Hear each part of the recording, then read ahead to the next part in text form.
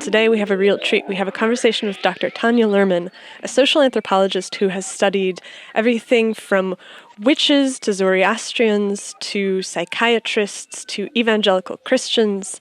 And we have been hoping for this conversation for almost a year because we had a couple of conversations with Janesian scholars who mentioned your work to us, and so we have been creeping around trying to get your attention for quite some time. So we're very glad to have you. Well, thank you for having me. Of course. And so my first question, I guess, is what is the theme that unifies all of these diverse groups that your work centers on? So I'm interested in what I call the anthropology of mind, the way that people represent their experience and the way their mental experience and how that changes their experience.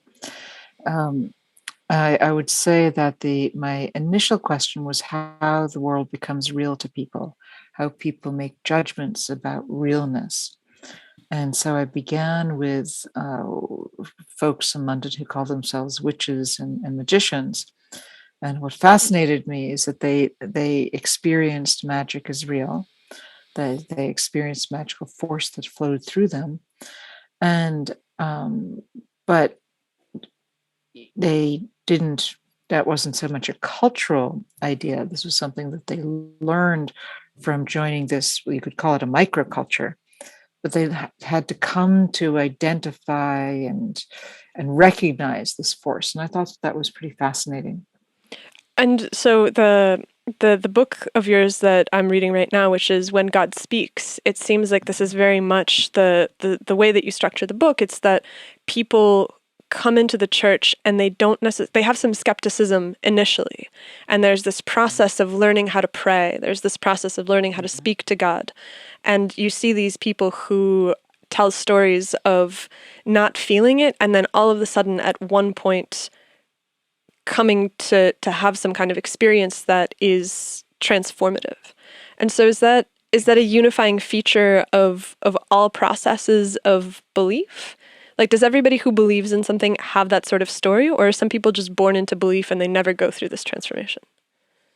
So I think the question is, how does what you believe in come to feel viscerally present? Hmm. So you have a lot of beliefs. You have beliefs about the weather, and you have beliefs about what to do at a stop sign. You've got a lot of cognitive commitments, but the cognitive commitments about things about other beings are really fascinating because you have ideas that there's this being, and usually have the idea that the being will interact with you. I mean, that's kind of the point of gods and spirits. There's some kind of interaction that shapes the human experience. I mean, one can have sort of a divine way back, and you can have a sort of a deist perspective, but that's not the God that most people reach out for. Most people are reaching out for an invisible being an invisible mind who's interacting with them. So to get a sense that that being is real, um, let me back up. I think that some people would want to say, particularly secular people, want to say, well, religious people, they just believe. But in fact, that's not really true. Most people who are religiously committed have sharp boundaries around, those beliefs, and often they have a pretty sharp sense that they don't believe the way they should. Hmm. So that's something that people say again and again. They go to church, they want to be like Jesus, they get into the car and they yell at their kids. They've somehow failed to be like Jesus. They've failed to, they want to be loving, but they're not loving. They want to be aware of God constantly, but people constantly talk about forgetting about God. Hmm. They want to be aware of God when they're washing the dishes, but they're just not. And so it's a very acute feeling for people who are people of faith. It's also true that people of faith typically don't behave as if God can do everything. I mean, they never. My favorite way of talking about this is that nobody ever asked God to feed the dog. Hmm. That's not just something that people do. So there's this intellectual commitment that God is real and can typically in a monotheistic world can do anything. But in fact, that's not how people behave. People behave as if they're a set of ideas about gods and spirits and a set of ideas, beliefs about the everyday world. And those everyday world beliefs kind of trump the gods and spirits beliefs. And so the task of faith is to make those beliefs about gods and spirits feel more viscerally real. And so what I see is this, this profoundly social process that shapes inner experience, in which people, the things that people do, help them to feel that there really is a God who cares for them, interacts with them, wants something from them, wants to talk to them. And so that's the process for it. That's where I see my work, fitting in. That's what I see myself describing. So there's like a conflict between the ideal and the everyday reality that people are constantly working on remedying. Yeah, I mean, if you're committed to these invisible others, I mean, there are a lot of moving pieces to this story. I mean, there's a very psychological piece of this story in which what it is to be human is to have a mind that has a lot of voices and people in it. You think about how you're thinking, you're constantly kind of giving yourself lots of little commands. Do this, don't do that, calm down, now you should say something. I mean, lots of little, turn left, pull here, don't lose your temper, constant, eat the broccoli, constant, so yourself at the refrigerator door, you're giving yourself lots of little commands. So that's going on. God is sort of another set of commands, but God has all this stuff usually attached to God. No matter what God you have, there are a lot of ideas about this God. Like stories and tradition and things like that. Stories, traditions, expectations, things you say about God, and like in the Judeo-Christian tradition, you get a lot of expectations that God is very powerful, God is always present, God is always paying attention to you, God can do anything. A lot of those stories kind of contradict those beliefs as well. So you've got a lot of, in the Hebrew Bible, you've got one God who's Yahweh is like placidly, actually, it's Elohim. Elohim is placidly looking at his creation, kind of happy, and Yahweh is tossing his humans out of the garden because they're misbehaved. I mean, there's a lot of different ideas about gods, but nevertheless, humans have this pretty basic set of expectations about how the ordinary world works, and basic expectations usually are not that persons are invisible, or that love is unconditional, or that that persons are infinitely powerful. Those are belief expectations that are contradicted by the everyday world.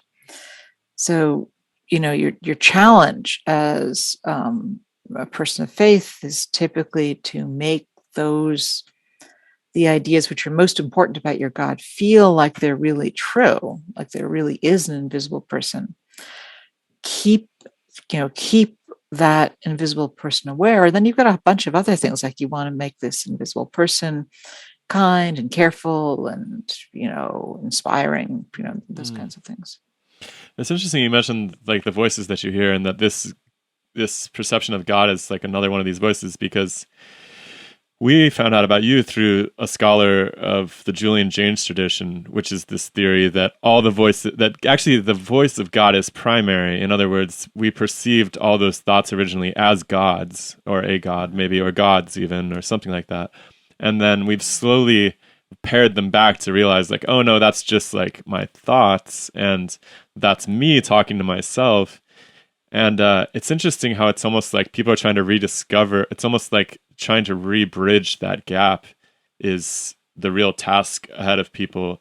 What are the strategies that people are using to close that gap between rational and, what did I say? Yeah, is it faith is the right word, or or internal I don't know what the word is. What do you call it? The realness of God's. realness of God's. There you go. So I mean, what I'm able to see is that the story that I tell is sort of independent of whether gods are real. Mm-hmm. So I think I can tell a story from the perspective of an anthropologist with one foot in psychology without worrying about whether God is really there or when God is present, when God is not present. I sort of tell the social sciencey side of that story. So what I see, and I could tell this story about many different faiths. I could tell it about writers.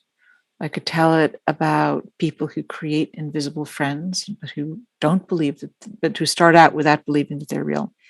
Is that people learn to pay attention to their own thoughts in particular ways, and they look for evidence in their own thoughts that there is some kind of communication from a voice that is not their own.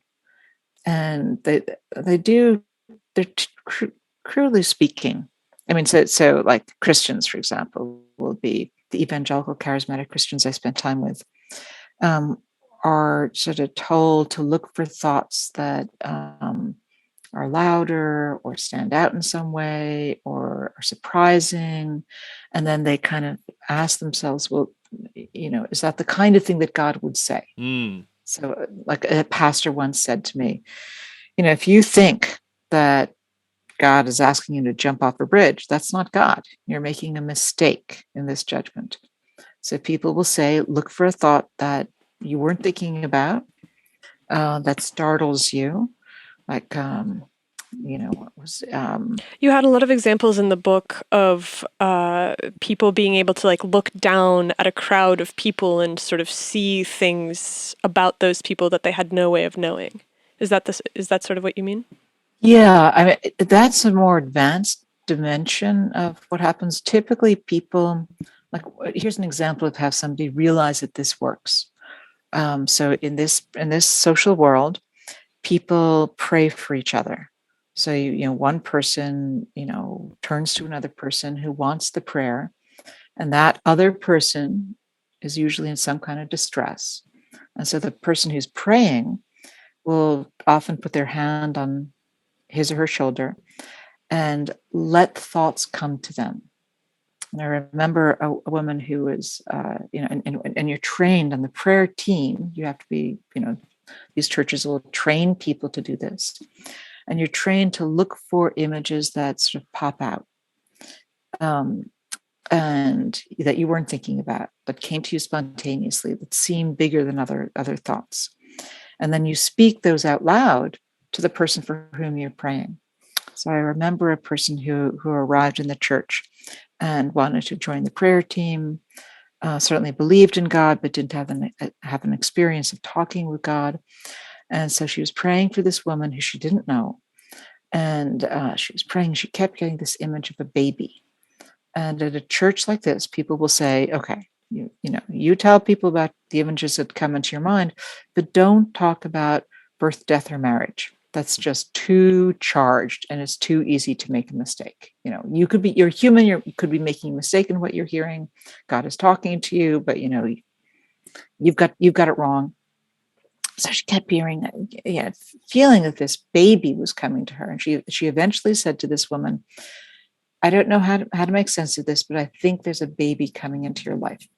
Okay. Woman goes away. And like 6 weeks later, the woman comes back to church and searches her out and says to her, "I had no idea, but I was pregnant." And so to the woman who was doing the praying, that was very powerful. That, oh my goodness, I had a thought. I didn't know where it came from. It felt very insistent. It felt like it stood out. I knew I shouldn't have been thinking about a baby, but I was. And so I really feel that God gave that to me. So once people have that experience, they have a sense of, oh, right, this can happen. They start doing two things. they start sort of just talking to God. So they start just narrating their day to God. And I think I don't fully understand how this works psychologically, but it's a powerful social practice. People just they talk to this invisible being. They also really focus on the sensory details. So people will do things like they'll have lots of images and, sometimes auditory images, sometimes visual images. They'll try to see and hear and smell and touch and taste, all that inside their mind. Is the external mind talking back? Oh, I also wanted to mention that you did say that nobody actually tasted God, though. Oh, that's true. But I think that's the Christian God. I'm not sure that's not true for other people. So there's this extra voice, they're speaking in a different conversation to somebody inside of them or outside of them or beyond them. Is it a two-way conversation though? So people start to experience it as a two-way conversation. So what they're basically doing from a observer's perspective is picking out some part of the flow of their awareness. They're identifying this as, oh, that's not me, that's God. They have a lot of sensory practice, inner sensory practice of imagining who God is. So they're standing in the throne room, they're sitting in God's lap, they're sitting on a park bench, they're talking to God who's sitting next to them. So they're doing, Ignatius of Loyola did this extremely deliberately. So he would say, you really want to experience God? You spend all day in the scriptures. And he had these exercises. The first version of them, you did this like all day for a month. And you would be in the scriptures, and he had you ask, okay, there's Mary with Joseph. They're fleeing to Egypt. They've got this donkey. What does the donkey look like? Where are you in the scene? Is it hot? Is it cold? How tall is Joseph? All of the sensory stuff. You're there at the Annunciation. How old is Mary? Is she scared? Is she excited? Is she both? How tall is the angel? And so you're really honing in. And I really noticed this when I was hanging out with the witches and magicians, because they would do this super deliberately. So we would do this exercise in which, the whole point was to practice the sensory development. There was a person there that you were learning to interact with, but like in the witchy world, this was called sometimes called pathfinding. So, and people would do it as exercises. People would do this as rituals. They would, everybody in the room would gather. You'd all shut your eyes except for one person who was leading the path. And then somebody would say, and then that person would say something like, they do a kind of relaxation exercise. Then they would say something like, okay, we're at the edge of a river and there's a boat. Get into the boat, hear your steps as you enter the boat, sit down, look at the paint that's chipping on the top of the boat. We push off, let your fingers trail through the water. Feel the coolness on your fingers. Listen to the birds and the trees. And so you do this. And so in those groups, it would typically take 30 minutes. You'd go on a voyage, again, constant sensory details. And you see this in Ignatius as well. You'd get, to the edge of the riverbank. You'd get out. You'd walk up a path. You'd see a temple. You'd enter the temple. You'd encounter a being, usually a goddess. And then there'd be some kind of interaction. The goddess would give you something that you would put someplace in your body. You would talk to the goddess would respond. So there's some kind of... It sounds really therapeutic. This sounds great. Like I want to go on one of these all of a sudden. Yeah, no, I mean, they're great. They're great. And I think, faith well done is deeply therapeutic. It actually sounds way easier than meditating. Like that sounds a lot more... It's so much easier. It was actually called the Kataphatic prayer by this guy called Pseudo Dionysius, I think in the 5th century, precisely because it was so much easier than what those desert fathers were doing, or what he thought those desert fathers were doing. So in the Christian tradition, you have these two kinds, broad brush, two kinds of prayer. You've got a prayer which is apophatic, via negativa, taking stuff out of your mind, what we think of as like the American version of Buddhism. Empty your mind and just sit there. You got monkey mind. It's really hard, right? So, meditation is sometimes an exercise in frustration. Kataphatic prayer, you're cultivating your inner experience. You're really honing it. You're trying to shape what's happening. You're directing all your attention to some of what you're imagining and not paying attention to other pieces of what you're imagining. And it really tries to sculpt. And actually, the medieval monks knew this. They would talk about like painting your interior mind. They would talk about trying to replace your own memories with stories of the scripture, so that when you looked inside yourself, all you would have would be scripture. And there's this, real sense of carving out your inner world so that it works. To make a therapeutic, you've got to choose good stories, and you've got to choose them wisely. One of the women I got to know kind of well in the magical world thought of herself as too, she kind of wasn't forceful enough. She wanted to be more powerful. And so she developed this attachment with this lion-headed goddess Sekhmet. And I remember this one path working with her, in which, there are like 15 of us in the room. And she has us on one end of a fiery cauldron. And there's a bridge across the cauldron, this huge, like 50 foot wide cauldron. And there's this fire, and we're walking across a bridge towards this goddess who was really wearing a lion's head. And so, in this woman's house, so she did these exercises all the time. And she had this house that had like images of the goddess.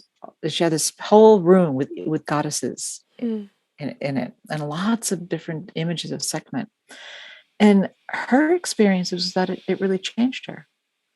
I think that if people are, God images are always a little complicated, because you put together an image, particularly in the monotheistic traditions, you probably put together an image of a father God based on your own experience of your dad and other experiences of loving people. And of course, that's kind of complicated because your experiences of your dad probably have some complications in them. And so people can sometimes feel like they're kind of hit on the rear by their experience of God, because, they think of God as loving, but actually they've got some pretty toxic representations in this representation. I thought of house groups, in these evangelical church groups, you go to these sort of intimate gatherings once a week. A lot of people do. And what they're really doing is talking through the Bible very casually, in a very relaxed way. Sometimes there's a more didactic element, sometimes a little less. But basically, people gather, they sing a bunch of lovely songs about how wonderful God is, and then they're reading the Bible, and they do things like they're, reading some passage in Exodus. And they're saying things like, "Oh, that happened to me this afternoon." Reading about Moses in the burning bush. "Oh, that happened to me this afternoon." Something burst into my horizon. And so they're really trying to make this their own. But they're also sculpting and re-sculpting their God image. So there's this whole language about this in the charismatic church. People talk about God wounding and church wounding, and people with ideas about God that are sort of hurtful. And, when people sometimes leave, many people leave the evangelical church either because, for many reasons, but sometimes people, the politics of the church won't work for them. For some people, the teachings on sexuality won't work for them. And so people who find themselves leaving will sometimes talk about having to deconstruct their image of God. So they kind of still want a God. They just find that this God wouldn't work. And then sometimes for those folks, it's super hard because they have such an intimate, they basically turned part of their mind into God. So you've always got God with you. And, but if you're somebody whose sexuality doesn't fit the expectations of the church, then you've got this God who's deeply ashamed of you, living with you all the time. So that can be suffocating. That can be quite difficult. But that's anyway. But so people are trying to rework their ordinary experiences of love and make that this sense of God into this super loving parent. When it works for people, it's wonderful, I think. So there's some gods that are more oppressive than others. Is that safe to say? I mean, like we have a friend who's very spiritual, and he's like always talking about how, like, when he visits on different churches and so forth, he can tell, like, if he describes it as like a really dark spirit to the place or something like that, versus, and I just think it's interesting how I think he's always updating his image of God too. Yeah. And we've watched him evolve over time, where he will find a church and he will listen to services and he will attend, and then he will start to sense some falseness or some political something, or just a vibe that he doesn't like, where he's like, this doesn't seem real, or it seems like people are being hypnotized in this aggressive way, and then he'll kind of transition, and he's always in search of a place that makes sense. And it's been interesting to watch him, because I never really thought about it in terms of being so unique from place to place. Yeah, it's really unique. And it's also unique person to person. One of the things I'm really aware of is that you can get a group of people sitting around talking together about God. They're all using the same word. They think that they are talking about the same thing, but I think they aren't. It turns out to be kind of a complicated question, the kind of God you should want. I started thinking about this because I started talking to athletes about their experiences of coaches, and they have also, some of them have this kind of internalization process in which they're taking this, in this case, the coach really is existing in the world and outside of them, and they're taking that voice that is actually, I mean, God may be real, but there's a complicated story in explaining how God speaks out loud to people. The coach speaks out loud, they're just humans speaking out loud. So somebody takes that voice inside of them. And somebody said to me,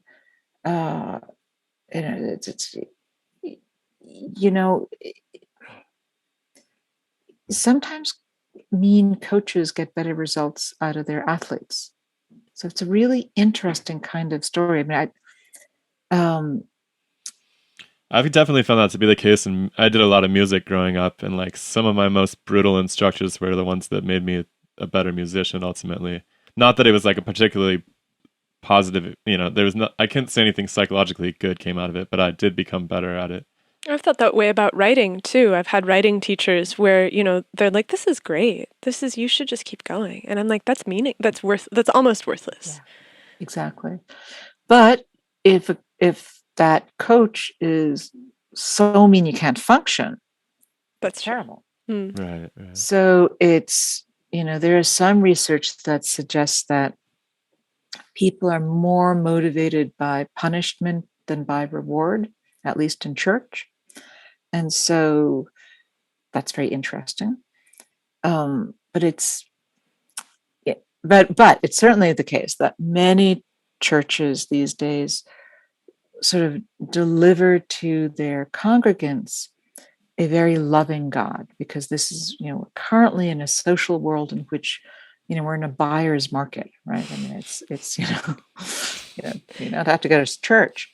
And so the God that, the charismatic many charismatic Christians are seeking to offer is like, you are shutting the door on an amazing experience of this amazing God that loves you. And it seems tricky for them then to deal with the reality of the fact that terrible things happen. I think you call this the darkness in one of your books. Yeah.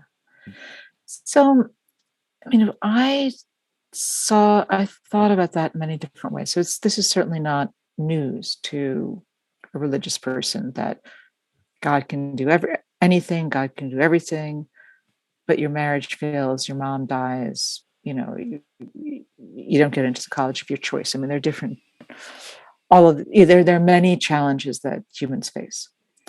So, I came to think that what worked for these Christians was not treating God as Santa Claus, was treating God as a relationship. And so what this delivers to, and in fact, I came to think that was much more important than whether prayer delivered results in the ordinary way. And people would say this often as well, that what you get out of this process of, pulling out a God and creating that God to be a certain kind of being, and then developing a relationship with that being, that really becomes kind of like a social relationship for people. And if you've chosen well, and if you are working well with that relationship, it's often intensely satisfying. And then the stuff becomes kind of less important. People would talk about a version of that as sometimes they would say it's like courtship and marriage. First everything's sparkly and amazing, and there are all these gifts, and then you settle down to the dirty dishes, and you've got to, that's the real relationship. Sometimes they would explicitly say, God gives you things when you first show up and take him seriously, and then the things just become less important. But it's the language people would sometimes use would be a language in which they would say, I'm with God. I'm able to go through this because God is with me. And I probably developed my interest in this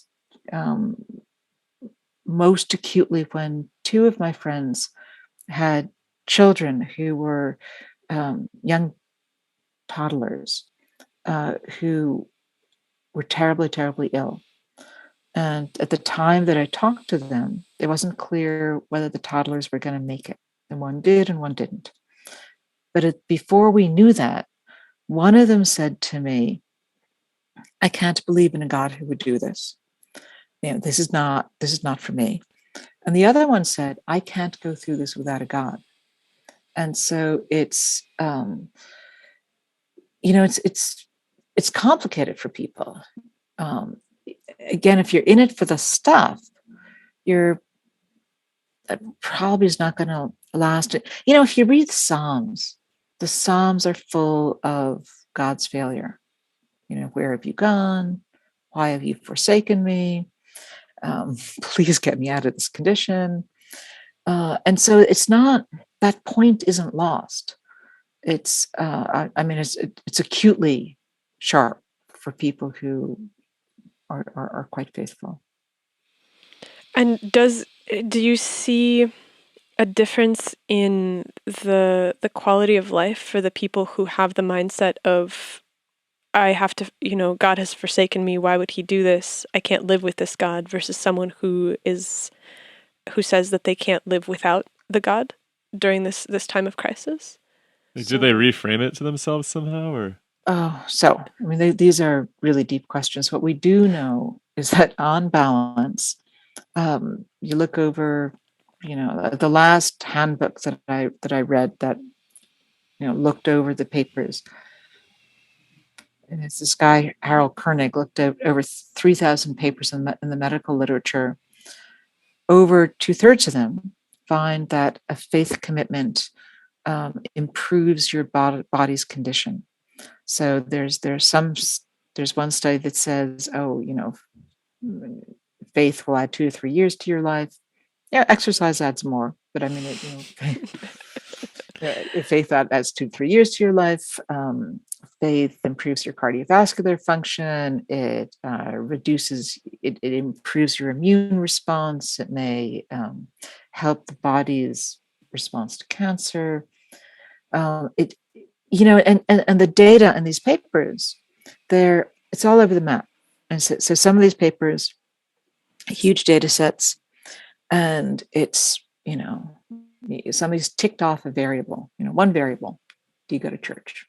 How often do you go to church? Sometimes you get a five-point scale. Are you are you not at all religious? A little religious? It's form. I mean, it's forms, right? Like it's just form. how it's done. Yeah, and there are there's at least one study that looks at the quality of whether God is loving or judgmental. And in that study, the more you pray to a loving God, the fewer mental health symptoms you have. The more you pray to a judgmental God, the more mental health symptoms you have. So you've got this very crude observation that, on balance, being a person of faith is probably good for the body. It's obviously complicated. Religion has caused plenty distress in the world. Any individual person can have plenty distress. I mean, goodness, you read James Joyce and it's like, whoa, I'm not sure that this is not a God that would have made me comfortable. So it's a complicated story. I do think that as I read this literature, adding an invisible being as another social person in your life, particularly if it's a positive social being, is that I think that's driving some of these effects. Intuitively, that makes sense because I can imagine that in a time of darkness, having something positive to lean on that doesn't abandon you in this dark moment would carry you through. Yeah. I was going to ask if you saw this effect, or if you know of this effect. Did the witches have it too? Mm-hmm. And so, so I mean, I don't know about this. I don't know any scientific work about. about witches, science doesn't do with witches. Well, no, it should have. It does. It's not going to my knowledge, that I don't know of a study that's pulled out witches as witches rather than you're on a 5-point scale where where are you on the scale? How religious are you? I mean, I thought that in general, I thought it was pretty fun to be a witch. I think that you can. I wasn't sort of thinking about this in the same way back in the day, but it's definitely fun to be a witch. You have all these relationships with gods and goddesses, and people would sort of pick out a couple that were meaningful to them, and absolutely they were writing letters to them. They were kind of interacting with them. Different communities have. Both the Christians and the witches, I thought, were pretty darn sophisticated about the complex realness of this process. So the Christians were more articulate than the witches, or made more hay out of talk to God. God is talking back. God is talking back. Listen for God. But certainly the magicians, the witches, are learning how to have a relationship, and they're with Caraduen or Canunas or. Is it like is it more personalized with the pagans? Like they have so many more gods to choose from, or where people would have personalized their relationship to these monotheistic deities? Well, it's more overtly personalized. So you have, so there's a lot of, and there's more what you might call social control in like a Christian church, because people definitely have ideas about good God, bad God. Or good idea about God, bad idea. God is always supposed to be loving. This doesn't sound like God to me. But it's pretty individualistic, even in these Christian churches. They're doing all this work to remind you of what the scriptures say and to tell you that the scriptures are true. In the pagan world, there's a lot more personal choice just from the get-go. So nobody's telling you that this is a scripture.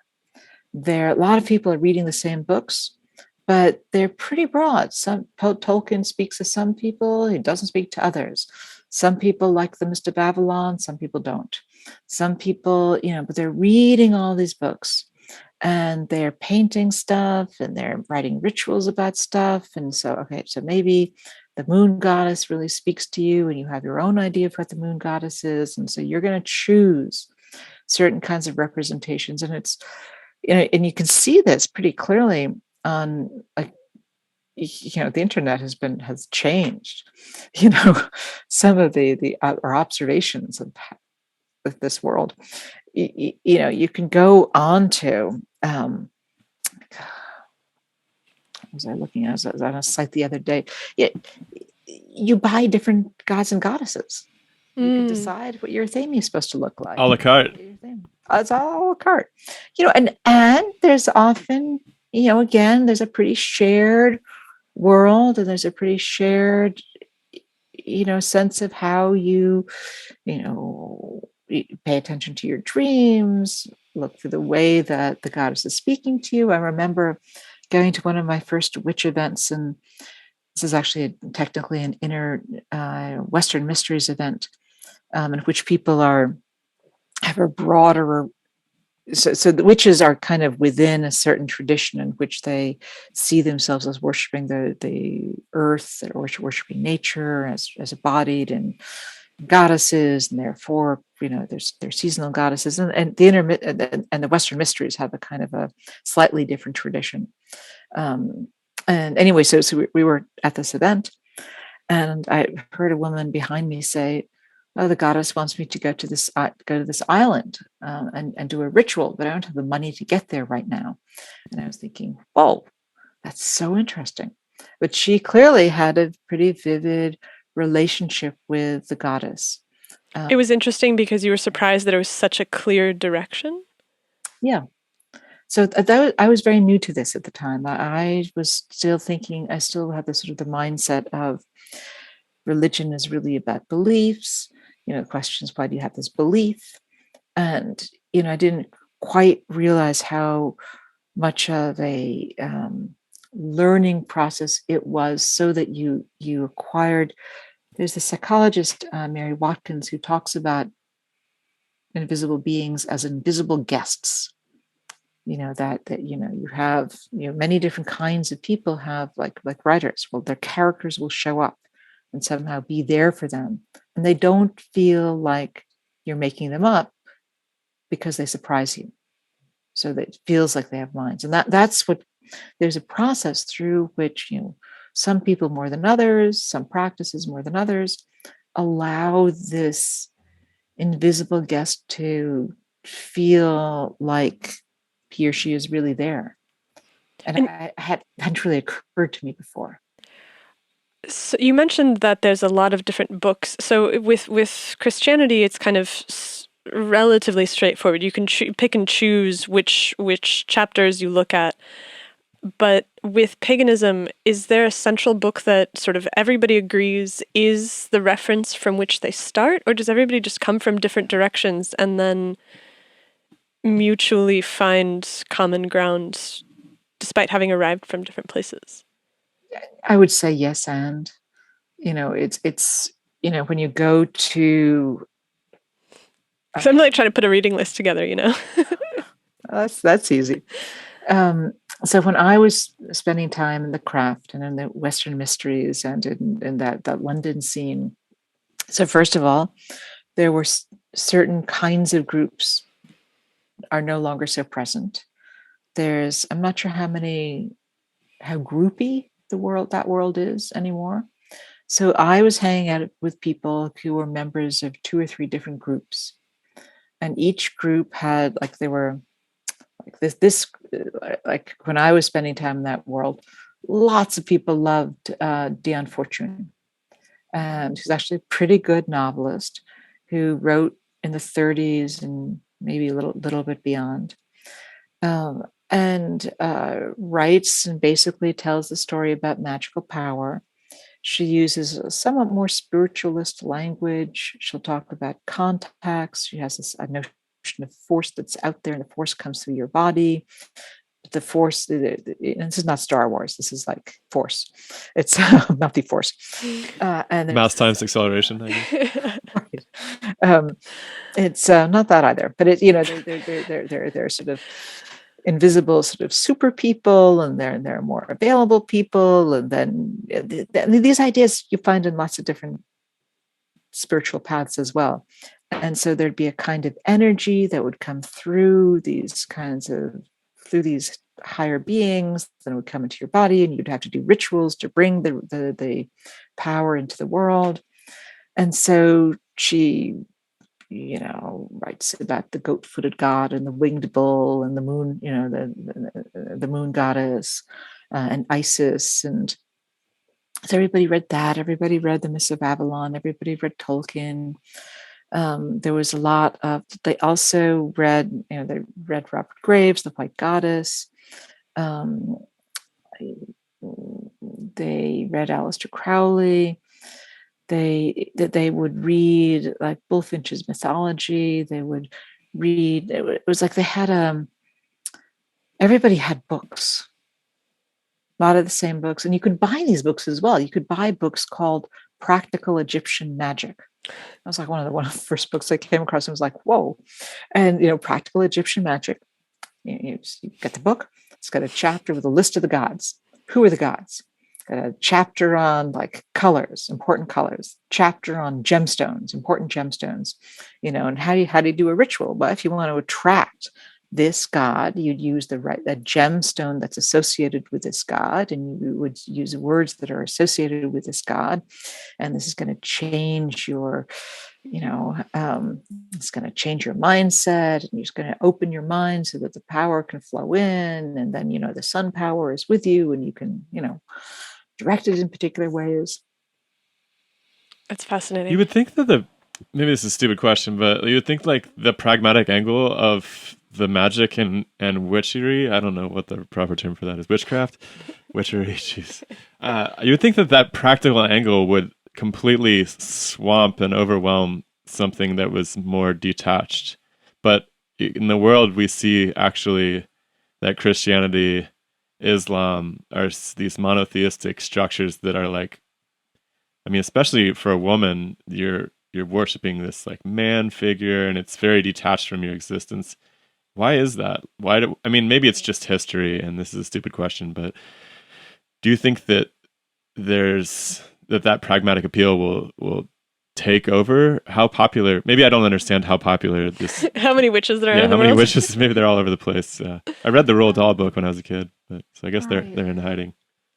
I actually think that all faiths are sort of equally practical.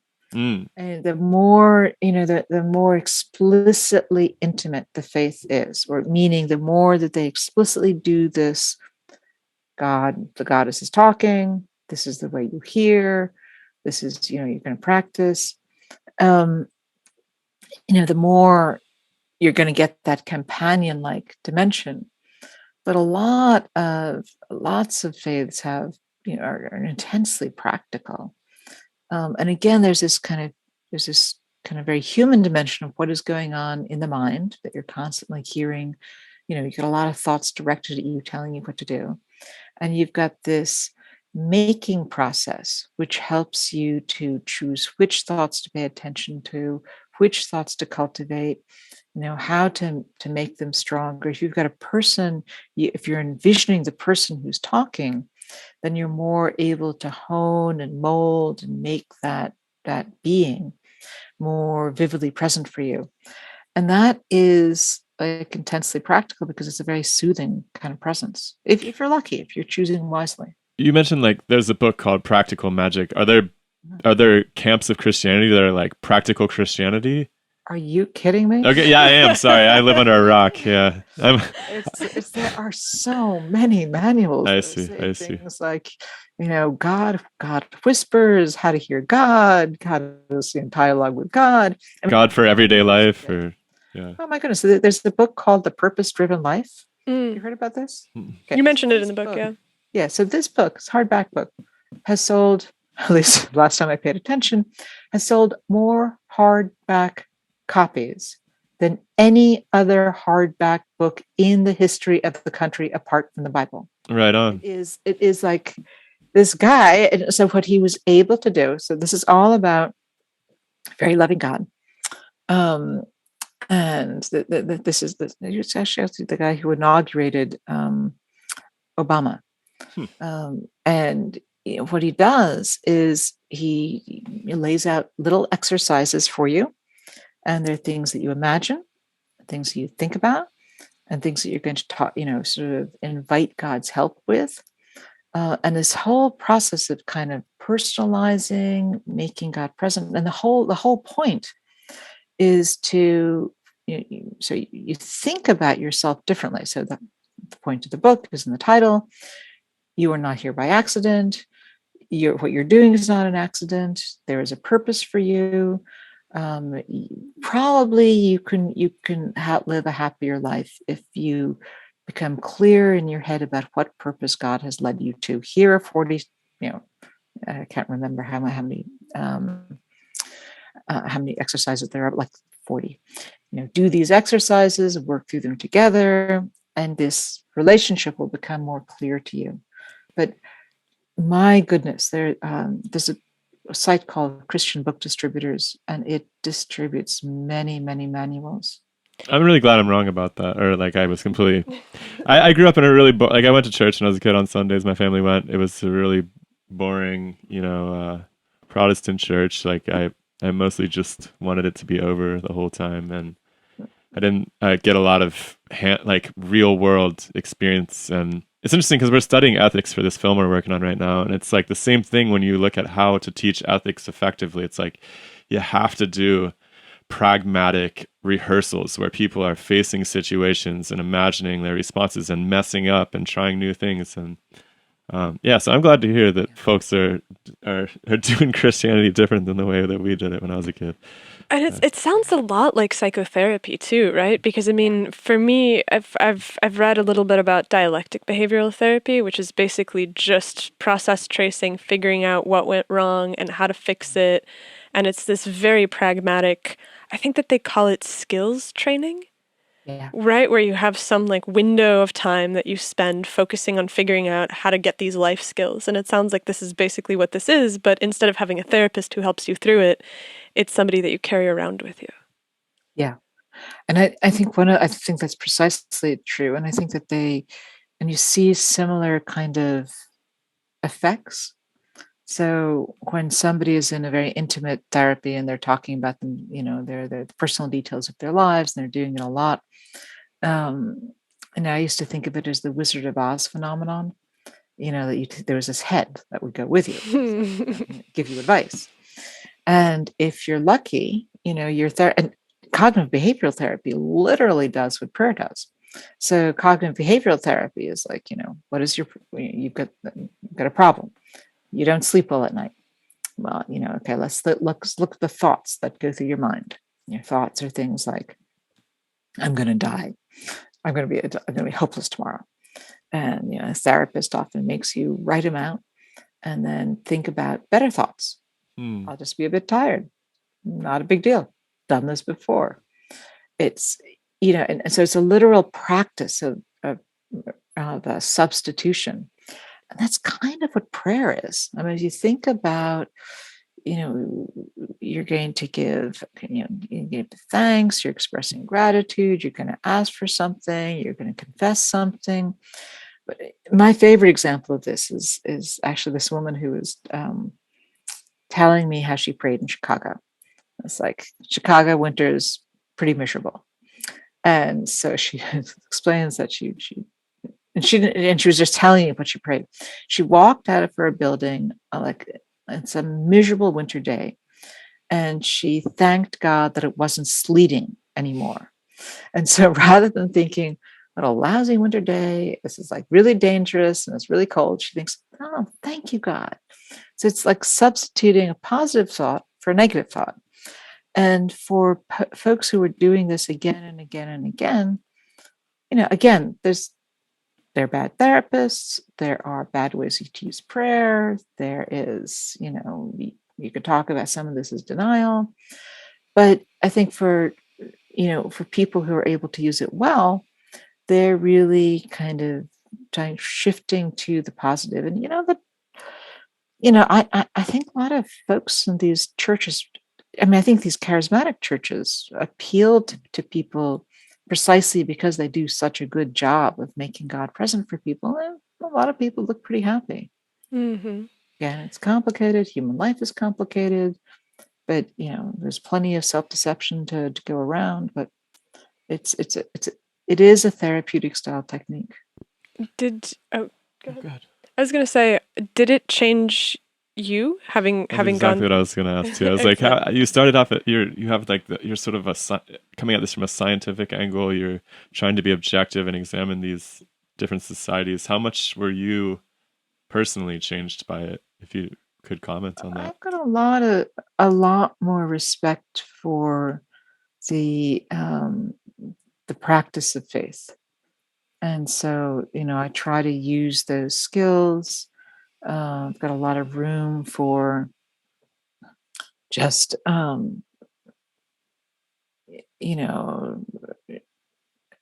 think it's not such a bad idea to affirm a commitment to justice and good in the world in the face of things that seem more difficult.